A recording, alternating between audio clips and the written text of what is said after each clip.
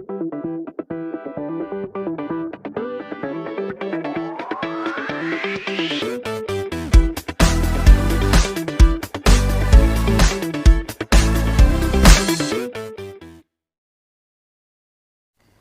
Morning my dear students and I hope you all are doing well. So हमने ना chemical reaction chapter, ये वाला chapter start कर रखा था। सो अब तक हमने इसके 5 पार्ट जो है प्रिपेयर कर लिए हैं। सो आज मैं 6 पार्ट लेके आया हूँ। 6 पार्ट में हम क्या डील करने वाले हैं? Types of chemical reactions. So बेटा ये वाली चीज़ को नोट कर लेना, ये वाला पार्ट जो बहुत ही इंपॉर्टेंट है, क्योंकि ये काफ़ी बार बोर्ड्स में ना इस पे क्वेश्चन आते ही आते हैं।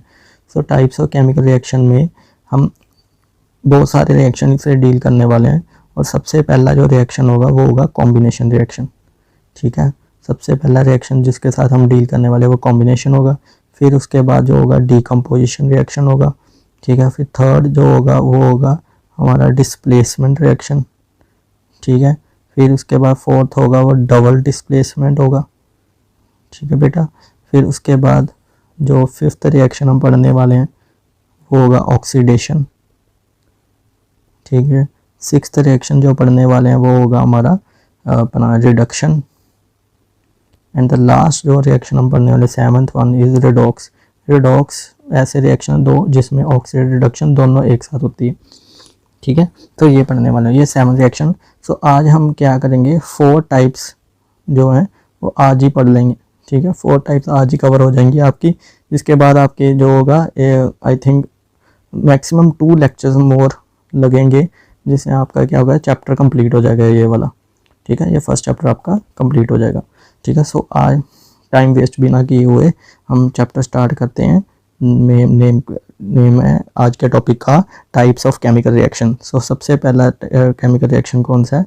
Combination reaction. ठीक है, सो कॉम्बिनेशन रिएक्शन में होता क्या है, मान लो कि ये आपके पास एक रिएक्टेंट है ए, ठीक है, एक रिएक्टेंट है बी, वो आपको क्या दे रहा है, प्रोडक्ट मिल रहा है ए बी। सो इससे आपको ये क्या है आपके पास रिएक्टेंट, ये क्या है आपके पास प्रोडक्ट। ठीक है, अब कॉम्बिनेशन रिएक्शन कैसे रिएक्शन है, इन दीज रिएक्शन 2 और मोर रिएक्टेंट्स। ठीक है, 2 और मोर रिएक्टेंट्स रिएक्ट, 2 और more reactant react to give a single product, to give a single product. ठीक है, कोई भी चीज़ बेटा रटनी नहीं है, समझने की कोशिश करो। ये 2 रिएक्टेंट आपस में रिएक्ट किए, उन्होंने क्या किया, रिएक्ट करके कंबाइन करके एक सिंगल प्रोडक्ट दे दिया। ठीक है, ऐसे रिएक्शन को ही हम क्या बोलते हैं, कॉम्बिनेशन रिएक्शन। ठीक है, सो डेफिनेशन क्या हो जाएगी कॉम्बिनेशन की, 2 और more reactants combine to give way single product. Okay, this becomes the definition of the. और बेटा एक चीज़, इसकी ना पीडीएफ मैं अपने डिस्क्रिप्शन बॉक्स में डाल दूंगा, जहाँ पीडीएफ आपको मैं क्या है फॉरवर्ड कर दूंगा। ठीक है, सो जहाँ से आप पीडीएफ क्या है डाउनलोड कर लेना इस लेक्चर की। ओके, सो अब देखते हैं एग्जांपल्स। एग्जांपल्स कौन सी हो सकती हैं। एग्जांपल के तौर पे सबसे पहला रिएक्शन होता है कि कैल्शियम ऑक्साइड। ठीक है, इसको हम क्विकलाइन भी बोलते हैं, इसको क्या बोलते हैं, क्विकलाइन। कैल्शियम ऑक्साइड प्लस वाटर के साथ रिएक्ट करता है तो क्या मिल जाता है हमें, कैल्शियम हाइड्रोक्साइड। ठीक है, ये इसको बोलते हैं हम स्लेक्ड लाइन। क्या बोलते हैं हम, स्लेक्ड लाइन। प्लस इस रिएक्शन में हीट रिलीज होती है। Okay, so this is the reaction. So देखो ये 2 प्रोडक्ट क्या कंबाइन किए और इन्होंने क्या दिया, एक सिंगल प्रोडक्ट दिया। ठीक है, सो it is an example of combination reaction. ठीक है, ये जो स्लेक्ड लाइन है बेटा, इसके बारे में कुछ बता दूं। ये जो स्लेक्ड लाइन है, ये हमारे घर में आप पेंट करवाते हैं, पेंट करवाने से पहले आपके दीवारों पे ना वाइट वॉश किया जाता है एक। ठीक है, एक क्या है, पेंट करने से पहले ना कि वाइट वॉश किया जाता है, वो किस चीज़ का होता है, वो स्लेक्ड लाइम का ही होता है। ओके बच्चों, याद रखना कि जो आपके घर में वाइट वॉश किया जाता है वो किस चीज़ का ही होता है, बना होता है, स्लेक्ड लाइम का ही बना होता है। ओके, सो ये स्लेक्ड लाइम क्या करता है, जैसे ही मान लो कि ये आपकी दीवार है, इसके ऊपर आपने ये स्लेक्ड लाइम कर दिया। ठीक है, क्या लगा दिया ऊपर, स्लेक्ड वाइट वॉश कर दिया जिसको बोलते हैं। फिर क्या होता है, कि ये जो स्लेग लाइम है ना, हमारी हवा में CO2 गैस होती है, कार्बन डाइऑक्साइड होती है गैस, उसके साथ क्या करता है, रिएक्ट करता है, रिएक्ट करके क्या बना देता है, कैल्शियम कार्बोनेट। ठीक है, ये जो स्लेग लाइम होता है, स्लेग लाइम का फॉर्मूला है कैल्शियम हाइड्रोक्साइड। ठीक है, क्या करता है, CO2 के साथ रिएक्ट करता है और किसकी फॉर्मेशन कर देता है, कैल्शियम कार्बोनेट की। और ये जो कैल्शियम कार्बोनेट है हमारी दीवारों को शाइनी अपीयरेंस देता है। ठीक है, उनको चमकदार बनाता है। ओके, सो ये आपको पता लगा। सो हुआ क्या है, सबसे पहले कैल्शियम ऑक्साइड आया था जिसको क्विकलाइम बोला था, ये वो वाटर के साथ रिएक्ट किया, वाटर के साथ रिएक्ट करके उसने क्या बना दिया, कैल्शियम हाइड्रोक्साइड। ठीक है, जिसको हमने स्लेग लाइम बोला था। कैल्शियम हाइड्रोक्साइड को हम जब दीवारों पे लगाते हैं वो किसके साथ कंबाइन कर जाता है, हमारी हवा में जो कार्बन डाइऑक्साइड प्रेजेंट उसके साथ रिएक्ट करता है। रिएक्ट करने के बाद क्या बना देता है, वो रिएक्ट करने के बाद कैल्शियम कार्बोनेट की फॉर्मेशन कर देता है, जो हमारी दीवारों को कैसी अपीयरेंस देता है, शाइनी, मीन उसको चमकदार बनाता है। ओके बच्चों, ये है एक कॉम्बिनेशन रिएक्शन की एग्जांपल। और एग्जांपल देखते हैं हम कॉम्बिनेशन रिएक्शन की अब। ठीक है, जैसे combustion of coal, combustion of coal. Okay, जब मैं बोलता हूँ कोल, कोल मीन्स क्या होगा, carbon, coal means carbon, coal का मतलब ये होता है कार्बन। कंबशन क्या होता है, मतलब ऑक्सीजन की प्रेजेंस में किसी चीज को जलाना। ठीक है, अब इस रिएक्शन में क्या होता है, कार्बन प्लस ऑक्सीजन कंबाइन करते हैं और किसकी फॉर्मेशन कर देते हैं, CO2 की। सो इसमें भी क्या हो रहा है, दो से ज़्यादा रिएक्टेंट कंबाइन कर रहे हैं और एक सिंगल प्रोडक्ट दे रहे हैं, एक सिंगल प्रोडक्ट दे रहे हैं। So it is an example of combination reaction. अच्छा, इसके अलावा एक और एग्जांपल देखते हैं, कंबशन ऑफ, कंबशन फिर से वर्ड है, मीन्स ऑक्सीजन की प्रेजेंस में किसी चीज़ को जलाना, ऑफ हाइड्रोजन। ठीक है, H2। अब इसमें क्या आता है, H2 प्लस ऑक्सीजन। ठीक है, गिव्स आउट 2H2। अब क्या है, जो हमारी जो H2 है उसको ऑक्सीजन के प्रेजेंस में जलाते हैं और किसकी फॉर्मेशन कर देता है, वो वाटर की फॉर्मेशन कर देता है। सो इट इज एन आल्सो, देखिए यहाँ पे भी क्या हो रहा है, 2 और more reactant react together to form a single product, फिर से single. So it is also an example of combination reaction. So further और एग्जांपल देखने के लिए आप मेरे नोट्स को रेफर कर लें, नोट्स में देखें आपको क्या और एग्जांपल उसमें मिल जाएंगी। So this was all about combination example. ठीक है, reactions. So combination reaction I think आपको समझ आ गई होगी, और फिर भी कोई डाउट है, कुछ बचता है, वो डाउट आप क्या है, मेरे को पर्सनली मैसेज करके उस डाउट को क्लियर कर लें। ठीक है, डाउट को आगे मत लेके जाना, उसको साथ साथ ही क्लियर करते रहें। ठीक है, ये था पहला रिएक्शन, कॉम्बिनेशन रिएक्शन। अब इसके बाद अब हम क्या है, सेकंड रिएक्शन पढ़ने वाले हैं, उसका नाम है डीकम्पोजिशन रिएक्शन। क्या नाम बेटा, डीकम्पोजिशन रिएक्शंस। बेटा डीकम्पोजिशन रिएक्शन जो है ना, ये क्या होता है, डीकम्पोजिशन का मतलब ही होता है किसी चीज़ को ब्रेक करना, तोड़ देना, किसी चीज़ को तोड़ देना। अब कॉम्बिनेशन में क्या हो रहा था, दो चीज़ें जुड़ रही थी, जैसे A प्लस B जुड़ रही थी और एक सिंगल प्रोडक्ट मिल रहा था। इसमें क्या होता है, इस वाले रिएक्शन में क्या होता है कि एक सिंगल चीज़ को हम तोड़ देते हैं दो चीज़ों में। ठीक है, समझ आ रही है बेटा। डिकम्पोजिशन रिएक्शन क्या है, कॉम्बिनेशन रिएक्शन में पहले याद करो क्या होता था, दो रिएक्टेंट जोड़ देते थे, एक सिंगल प्रोडक्ट की फॉर्मेशन हो जाती थी। पर डिकम्पोजिशन वर्ड का ही मतलब क्या होता है, ब्रेक, उसको तोड़ना। इसमें क्या होता है कि सिंगल चीज को हम दो भागों में डिवाइड कर देते हैं। ठीक है, ऐसे रिएक्शन को हम बोलते हैं डिकम्पोजिशन रिएक्शन। सो हम ये कह सकते हैं डिकम्पोजिशन किसका ऑपोजिट है, इट इज ऑपोजिट ऑफ किस रिएक्शन का ऑपोजिट है, कॉम्बिनेशन रिएक्शन का ऑपोजिट है, ये कह सकते हैं ना, क्योंकि कॉम्बिनेशन में क्या है, चीज सिंगल चीज बन रही है, पर डिकम्पोजिशन में क्या है, सिंगल चीज टूट रही है। ठीक है, सो अब डिकम्पोजिशन रिएक्शन की डेफिनेशन क्या होगी, it is a reaction in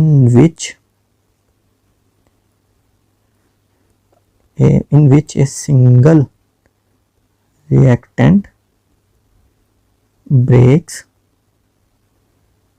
down into two or more simpler products। ठीक है, डेफिनेशन को रट्टा नहीं मारना। आप देखो यही पढ़ा था हमने, ए बी होते हैं, वो किस में टूट रहे हैं, A प्लस B। अब डेफिनेशन ध्यान से पढ़ो, डेफिनेशन भी यही चीज़ बोल रही है।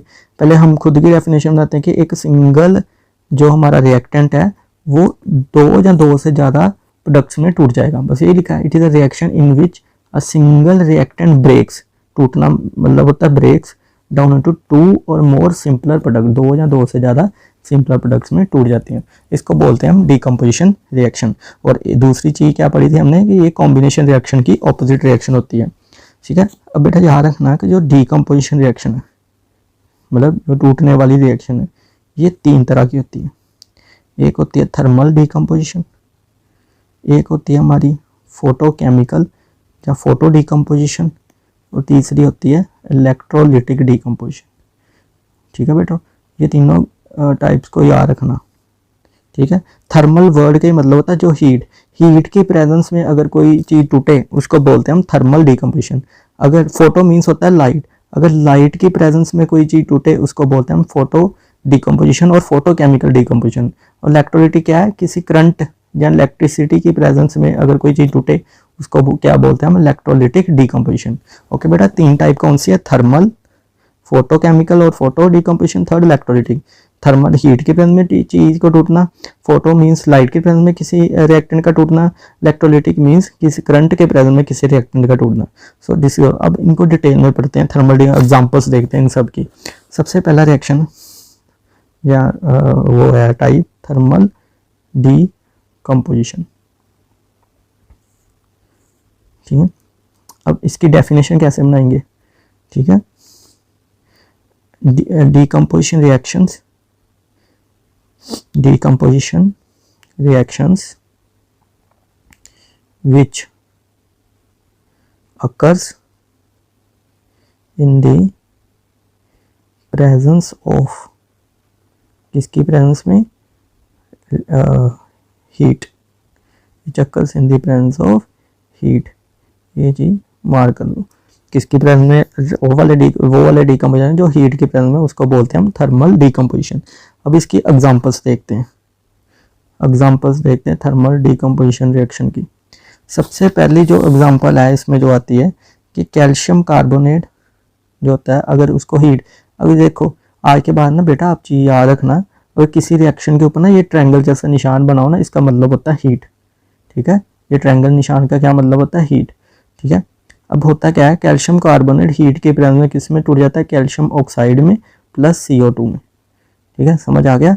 सो इसमें क्या है, सिंगल वही चीज आ गई ना, AB gives out A plus B, okay, कि AB जो कैल्शियम कार्बोनेट है वो किस में टूट रहा है, एक कैल्शियम ऑक्साइड में, एक किस चीज में, कार्बन डाइऑक्साइड में, ओके बेटा। सो एक ये एग्जांपल होगी आपकी किसकी, कॉम्बिनेशन रिएक्शन की। इसके अलावा और एग्जांपल देखते हैं हम। अगली एग्जांपल क्या है, जैसे एक और एग्जांपल देखते हैं। एग्जांपल के तौर पे जैसे लेड नाइट्रेट लिया हमने, ठीक है। इसको फिर से हमने ट्रायंगल, मैंने ऊपर निशान माना जहाँ मैं इसको हीट भी लिख सकता हूँ, ठीक है। लेड नाइट्रेट को अगर हीट करता हूँ, ठीक है, ये क्या होता है, टूट जाता है आगे किस में टूट जाता है, लेड ऑक्साइड में, ठीक है, प्लस नाइट्रोजन डाइऑक्साइड रिलीज होती है, प्लस ऑक्सीजन गैस रिलीज होती है। सो it is an also an example of decomposition reaction. इसमें क्या हुआ, यही चीज हुई, AB एक प्रोडक्ट था, सॉरी रिएक्टेंट था हमारा लेड नाइट्रेट जैसे, वो टूट गया A प्लस B में, ठीक है। यहाँ से यहाँ पे टूट गया लेड ऑक्साइड में, नाइट्रोजन डाइऑक्साइड में, ऑक्सीजन में। सो it is an also an example of decomposition reaction है, पर्टिकुलरली किस टाइप की, थर्मल डीकम्पोजिशन रिएक्शन की, ठीक है बेटा। सो इसके अलावा और एग्जांपल देखने के लिए आप नोट्स देखें, आपको वहाँ मिल जाएगी। सो हम अब सेकंड टाइप इसमें स्टार्ट करते हैं, वो थी इलेक्ट्रोलिटिक डीकम्पोजिशन। कौन सी है बेटा, इलेक्ट्रोलिटिक डीकम्पोजिशन। अब इसकी डेफिनेशन क्या होगी बेटा, कि decomposition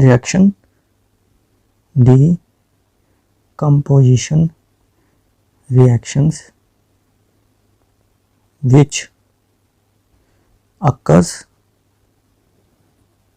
in the presence of electricity, ठीक है। ये उसकी होगी डेफिनेशन, जो किसकी प्रेजेंस में हो रही है, इलेक्ट्रिसिटी की प्रेजेंस में हो रही है। अब इसकी एग्जांपल देखते हैं हम, ठीक है। एग्जांपल में सबसे बढ़िया एग्जांपल है, जैसे हम ये लेते हैं, एक मान लो वाटर का मॉलिक्यूल लिया हमने, ठीक है, ये वाटर मॉलिक्यूल लिया, अगर इसमें से हम इलेक्ट्रिक करंट पास करें, ठीक है, करंट अगर पास करते हैं, ये वाटर क्या होता है, टूट जाता है किसमें, हाइड्रोजन गैस में प्लस ऑक्सीजन में। सो ये रिएक्शन होता है, इसमें भी यही हो रहा है, हमने डिकम्पोजिशन यही पढ़ा था, A B gives out A plus B, यही हो रहा है, रिएक्टेंट जो है ए बी है, ठीक है, और बाद में टूट रहा है ए प्लस बी में, मतलब हाइड्रोजन प्लस ऑक्सीजन में, ठीक है बेटा। सो ये एक एग्जांपल थी इलेक्ट्रोलिटिक डिकम्पोजिशन में, ओके। उसके बाद थर्ड टाइप आती है, हाँ बेटा फर्दर रिएक्शंस को देखने के लिए आप नोट्स देख लें, ठीक है। थर्ड टाइप आती है फोटो केमिकल डिकम्पोजिशन, जहाँ फोटो डिकम्पोजिशन, जहाँ फोटोलिसिस भी बोलते हैं हम, जहाँ इसको फोटोलाइसिस भी बोलते हैं, ओके, ठीक है। अब इसकी डेफिनेशन क्या हो जाएगी, इसकी डेफिनेशन यही हो जाएगी, decomposition reactions which occurs in the presence of, किसकी प्रेजेंस में, लाइट, किसकी प्रेजेंस में, लाइट की प्रेजेंस में जो होते हैं, इसको बोलते हैं हम डिकम्पोजिशन रिएक्शंस, ओके बेटा। आई थिंक ये आपको समझ आ गई होगी अभी कि क्या है। इसके एग्जांपल देखते हैं, ठीक है। इसकी एग्जांपल एक बहुत ही अच्छी एग्जांपल है, सिल्वर क्लोराइड AgCl जिसको बोलते हैं, वो सनलाइट की प्रेजेंस में क्या करता है, रिएक्ट करता है, और किसकी फॉर्मेशन करता है, एक तो Ag की, ठीक है, मतलब सिल्वर की, प्लस क्लोरीन गैस रिलीज करता है। This is one of the example of, किस चीज़ की एग्जांपल है ये एग्जांपल है फोटोकेमिकल रिएक्शन के लिए, ठीक है। एक और एग्जांपल देख लो, AgBr सिल्वर ब्रोमाइड, ये भी सनलाइट की प्रेजेंस में रिएक्ट करता है और फॉर्मेशन करता है सिल्वर मेटल की प्लस ब्रोमीन गैस की, ओके बेटा। सो this is also an example of, किसकी एग्जांपल है ये, फोटोकेमिकल डिकम्पोजिशन या फोटोलिसिस रिएक्शन की, ओके बेटा। सो इसके बाद अब क्या करेंगे, हम मूव करेंगे, इसके साथ ही आपका डिकम्पोजिशन जो रिएक्शन है ये क्या होता है, ख़त्म होता है, ठीक है। डिकम्पोजिशन रिएक्शन जो आपका ख़त्म होता है।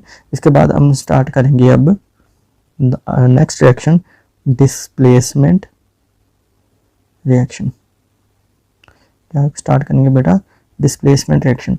अब देखिए डिस्प्लेसमेंट रिएक्शन पढ़ने से पहले ना आपको मैं एक चीज़ बताऊं कि एक ऐसे एक रिएक्टिविटी सीरीज होती है, एक रिएक्टिविटी सीरीज होती है। अब रिएक्टिविटी सीरीज क्या है कि इसमें ना मेटल्स होती हैं, ठीक है, मेटल्स को ना हमने अरेंज किया होता है उनकी रिएक्टिविटी के according, arranged according to their reactivity, okay बेटा। क्या होता है कि हम कई मेटल्स होती हैं, हमने उनकी रिएक्टिविटी के अकॉर्डिंग, मीन्स वो कैसे कितनी जल्दी रिएक्शन दे देते हैं, कितनी तरह के रिएक्शन दे पाते हैं, ठीक है, उसके अकॉर्डिंग क्या मेटल्स को हमने अरेंज किया होता है उसको एक सीरीज के, उस सीरीज को हम बोलते हैं रिएक्टिविटी सीरीज, ठीक है। वो सीरीज मैं आपके सामने लिखने वाला हूँ, आप वो सीरीज को आपको याद रखना पड़ेगा। जैसे सबसे पहले होता है पोटेशियम, ठीक है, उसका सिंबल होता है K। उसके बाद होता है सोडियम, उसका सिंबल होता है Na। उसके बाद आता है कैल्शियम, इसका सिंबल होता है Ca, ठीक है। उसके बाद एक सिंबल होता है मैग्नीशियम, सॉरी ये मेटल आता है मैग्नीशियम, इसका सिंबल होता है Mg। उसके बाद आता है एल्युमिनियम, जिसका सिंबल होता है Al। उसके बाद आता है जिंक, जिंक का सिंबल होता है Zn। उसके बाद आता है आयरन, उसका सिंबल होता है Fe। इसके बाद आता है कॉपर, उसका सिंबल होता है Cu। उसके बाद आता है सिल्वर, सिल्वर का सिंबल होता है Ag। उसके बाद आता है गोल्ड, इसका सिंबल होता है Au। और इसके बाद एक और आता है प्लेटिनम, ठीक है, जिसका सिंबल होता है Pt। जैसे जैसे आप नीचे जा रहे हैं ना, जैसे जैसे आप नीचे जा रहे हैं मेटल्स की क्या हो रही है, रिएक्टिविटी डिक्रीज, क्या हो रही है, नीचे से नीचे जा रहे हैं, रिएक्टिविटी हो रही है डिक्रीज। उसका मतलब क्या है कि ये पोटेशियम होगा ज़्यादा रिएक्टिव होगा as compare to sodium. Potassium क्या होगा, ज़्यादा रिएक्टिव होगा as compare to sodium. So इसका मतलब यह है पोटेशियम जो रिएक्शन दे सकता है वो उतनी तेज़ी से या उतनी जल्दी वो सोडियम नहीं दे सकता, ठीक है, जो पोटेशियम रिएक्शन दे सकता है। ऐसे ही जैसे से नीचे जा रहे हैं मेटल्स की रिएक्टिविटी क्या हो रही है, डिक्रीज हो रही है, रिएक्टिविटी क्या हो रही है, डिक्रीज हो रही है। सो आपको ये चीज़ याद रखनी है, ये सीरीज़ आपको याद करनी पड़ेगी, ठीक है। रिएक्टिविटी सीरीज बोलते हैं, पोटेशियम है, फिर सोडियम आता है, कैल्शियम आता है, मैग्नीशियम आता है, एल्यूमिनियम, जिंक, ठीक है, अब iron, copper, silver, gold and platinum. तभी देखो आप जो गोल्ड है वगैरह इतनी जल्दी इनको क्या है कुछ ये ख़राब नहीं होते क्योंकि ये रिएक्टिव ही नहीं है। सो ऐसे ये चीज़ ऐसे याद रख सकते हो। सो आपको ये सीरीज याद रखनी पड़ेगी। सो अब हम वापस अपने टॉपिक पे आते हैं। हमने टॉपिक स्टार्ट किया था डिस्प्लेसमेंट रिएक्शन, ये टॉपिक स्टार्ट किया था। अब इसमें क्या होता है डिस्प्लेसमेंट रिएक्शन में, ये इसको पहले मैं एक एग्जांपल समझता हूँ, एग्जांपल से समझाता हूँ। मान लो एक एग्जांपल मैं आपके सामने रखता हूँ और वो देखनी है। Fe आयरन का रिएक्शन मैंने कॉपर सल्फेट से कराया, ठीक है, कॉपर मेटल रिलीज होगा पर Fe प्लस FeSO4 बन गया। ये आप रिएक्शन देख रहे होंगे, ठीक है। अब आपने अभी सीरीज पढ़ी थी, ठीक है, सीरीज में जो आयरन है ना वो ऊपर आता है, मीन्स ये मोर रिएक्टिव है। सीरीज में जो आयरन है ऊपर आता है, मीन्स ये मोर रिएक्टिव है एज कंपेयर टू किसके कंपैरिजन में, कॉपर की कंपैरिजन में, as compare to copper Cu, ठीक है। सो ये क्या है, इजिली कॉपर को कोई भी जो पावरफुल बंदा है, मान लो ये द ग्रेट खली है, ठीक है, कोई भी जो पावरफुल बंदा है, ठीक है, उसको उठा के बाहर फेंक सकता है। इसलिए आयरन क्या होता है, ज़्यादा वो रिएक्टिव है, ज़्यादा पावरफुल है, वो कॉपर को उठा के बाहर फेंकता है और खुद सल्फेट के साथ लग जाता है, ठीक है। बस यही हुआ, FeSO4 बन गया और कॉपर अकेला रह गया, ठीक है। ऐसे रिएक्शंस को हम क्या बोलते हैं, डिस्प्लेसमेंट रिएक्शंस, ठीक है। सो डिस्प्लेसमेंट रिएक्शन कैसे रिएक्शन हो गए, सो इसको देखें हमें कैसे पता लग रहा है डिस्प्लेसमेंट रिएक्शन कैसे हो गई। Metal which is higher in reactivity series displaces the other metal which is lower in reactivity series. समझा, रिएक्शन वो वाले रिएक्शन जिसमें मेटल जो हायर इन रिएक्टिविटी सीरीज में होते हैं वो किसको डिस्प्लेस कर देते हैं, जो मेटल जो लोअर इन रिएक्टिविटी सीरीज में होते हैं। सो इसकी डेफिनेशन लिख लीजिए, ठीक है। डिस्प्लेसमेंट की डेफिनेशन क्या है, chemical reactions in which one element takes position in which one element displaces the other element which is less reactive। Okay बेटा, सो ये वाले रिएक्शन को क्या बोलते हैं हम, डिस्प्लेसमेंट रिएक्शन, जिनमें एक हायर रिएक्टिविटी वाला एलिमेंट लेस रिएक्टिव एलिमेंट को डिस्प्लेस कर अपनी पोजीशन से हिला देता है, ठीक है। ये रिएक्शन जनरली मेटल्स में देखी जाती है, तभी हमने रिएक्टिविटी सीरीज कौन सी पढ़ी थी, मेटल्स की। Okay, clear. So this was displacement reaction. बाकी और एग्जांपल देखने के लिए आपको, चलो मैं एक और एग्जांपल बता देता हूँ। जैसे Zn जिंक है, FeSO4 है, ठीक है। जब आप रिएक्टिविटी सीरीज देखेंगे जिंक जो है ना मोर रिएक्टिव है, ठीक है, किसके कंपैरिजन में, Fe से। किससे मोर रिएक्टिव है, किसके कंपैरिजन में, Fe से, ठीक है। सो अब ये ज़्यादा पावरफुल है, ज़्यादा पावरफुल मीन्स इसको क्या कर सकेगा, डिस्प्लेस कर सकेगा, इसको अपनी पोजीशन से हिला देगा और खुद सल्फेट के साथ जाकर लग जाएगा। तो रिएक्शन क्या बन गया, ZnSO4 प्लस Fe। समझ आ गया। अगर मान लो मैं उल्टा रिएक्शन लिखता, ये ध्यान से सुनना पॉइंट, अगर मान लो मैं ऐसे लिखता ZnSO4 प्लस Fe, क्या अब ये आयरन जो है क्या जिंक को अपनी पोजीशन से उठा के फेंक पाता, बिल्कुल नहीं। आयरन जो है जिंक को अपनी पोजीशन से नहीं हिला पाता, क्योंकि ये क्या है, लेस रिएक्टिव है। क्या ये लेस रिएक्टिव है, इसलिए ये अपनी पोजीशन से जिंक को नहीं हिला पाता। इसलिए हम कहते हैं रिएक्शन होना ही नहीं था इनका, ठीक है, रिएक्शन होता ही नहीं है, ठीक है। सो ये चीज़ याद रखना, इसीलिए मैंने बोला रिएक्टिविटी सीरीज को याद कर लेना। So this was all about displacement reaction, ये सब क्या, बाकी एग्जांपल्स के लिए पीडीएफ देख लेना। सो लास्ट रिएक्शन आज के दिन क्या है, double displacement reactions, double displacement reaction, ठीक है, आज के दिन का ये लास्ट रिएक्शन है। अब देखो, अभी तो हमने अभी डिस्प्लेसमेंट रिएक्शन में पढ़ा, ठीक है, डिस्प्लेसमेंट रिएक्शन अभी पढ़ा है कि जिसमें मेटल जो हायर इन रिएक्टिविटी सीरीज होता है वो डिस्प्लेस कर देता है metal which is lower in reactivity series. अब देखते हैं डबल डिस्प्लेसमेंट रिएक्शन क्या हो गया, ठीक है, इसको भी हम एग्जांपल से समझते हैं, ठीक है। मान लो आपने क्या, एक बेरियम क्लोराइड सॉल्ट लिया BaCl2, उसका रिएक्शन आपने सोडियम सल्फेट से करा दिया, ठीक है। जब आपने रिएक्शन कराया, इनका जो प्रोडक्ट बनता है वो बनता है बेरियम सल्फेट प्लस NaCl। अब ये जो बेरियम सल्फेट है वो क्या होता है, उसका वाइट कलर होता है, वाइट पीपीटी होती है। पीपीटी क्या है, कोई भी चीज़ जो सॉल्युबल नहीं होती लास्ट में वो नीचे सेटल हो जाती है, तो उसको क्या बोलते हैं, वाइट पीपीटी, प्रेसिपिटेट्स बन गए, ठीक है। अब इस रिएक्शन को ध्यान से देखो, इस रिएक्शन को अगर हम ध्यान से देखेंगे ना, आपने क्या देखा, ये बेरियम है और इधर क्या है, सोडियम है। दोनों ने अपनी पोजीशन इंटरचेंज कर लिया, सोडियम क्लोरीन के साथ आ जाता है और बेरियम सल्फेट के साथ आ जाता है, ठीक है, समझ आया बेटा, क्या किया, बेरियम सोडियम की जगह चला जाता है और सोडियम जो है बेरियम की जगह पे आ जाता है, दोनों ने अपनी पोजीशन को इंटरचेंज कर लिया। सो ऐसे रिएक्शन को हम बोलते हैं ऐसे रिएक्शन को हम बोलते हैं डबल डिस्प्लेसमेंट, ठीक है, जिसमें दोनों एक दूसरे के साथ पोजीशन को चेंज कर लें, ऐसे रिएक्शन में क्या बोलते हैं बेटा, डबल डिस्प्लेसमेंट, ठीक है। सो इसकी डेफिनेशन क्या हो जाएगी डबल डिस्प्लेसमेंट रिएक्शन की, these are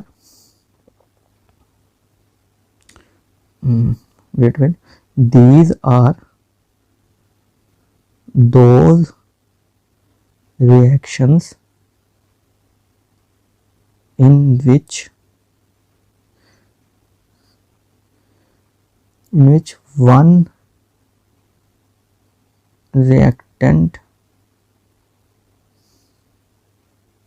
reactant's component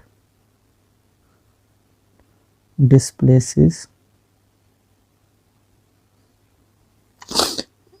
each other, ठीक है,